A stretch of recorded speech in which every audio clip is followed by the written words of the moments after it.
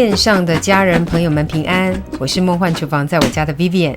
今天这款超简单的凉拌菜其实就是传统的拍黄瓜啦，但是拍黄瓜用我美美的刀拍都把刀拍歪了，所以我做这道食谱的时候是用棒打黄瓜啦，不是拍黄瓜。不管它是拍黄瓜还是棒打黄瓜，反正它就是非常好吃的凉拌小黄瓜，而且做法超快速，不啰嗦，赶快来备料。所有材料配方就请大家自行荧幕截图，文字食谱的连结我也会放在资讯栏当中，需要的朋友点开资讯栏就可以看到咯。太嗨了，重来。新鲜的小黄瓜4到5条都可以，两端带苦味，所以要去掉两端的蒂头，还有先清洗干净擦干哦，清洗就不拍咯。然后记得小黄瓜外表要选择有点带刺的，太光滑的反倒不新鲜哦。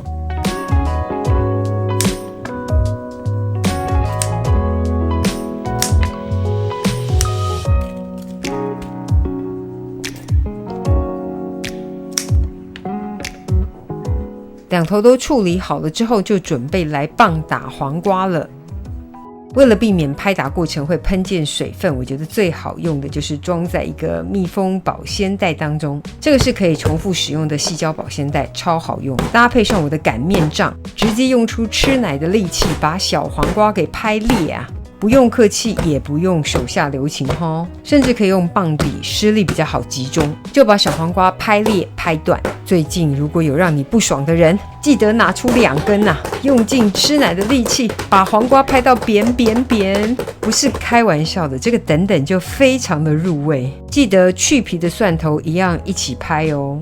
拍过的黄瓜组织呢，等等会非常好入味，但记得就是拍裂开就好哦，不是要拍成泥哦。我没说要拍成黄瓜泥哦，拜托，就是拍裂成小黄瓜块就对了。然后我给的所有调味料呢，直接就加入这个矽胶保鲜袋当中，可以先按我的配方做一次，如果之后咸甜酸想调整就再调整。袋子密封好，直接摇晃均匀。其实这样拌拌就好了呢，就可以准备可以开吃了。但是我们要让它更入味更好吃一点，我们就放进冰箱冷藏10分钟左右。你想放冰箱冷藏半小时马西耶赛，因为没有事先脱身哦，直接一次拌到好，所以如果水分多的话，之后的汤汁可以倒掉一点，然后最后淋上芝麻油，就可以准备开吃啦。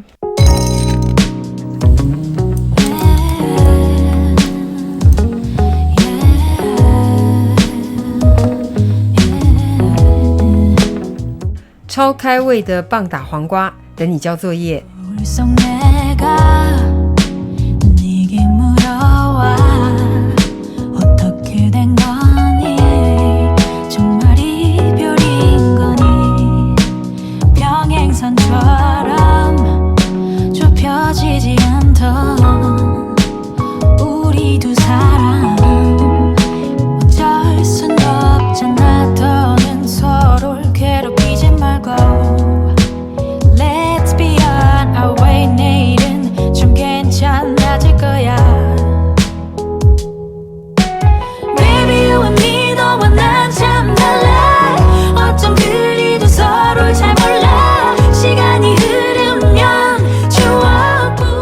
这就是今天的食谱分享，别忘了按赞、订阅、开启小铃铛，然后立马分享给亲朋好友，让他做给你吃。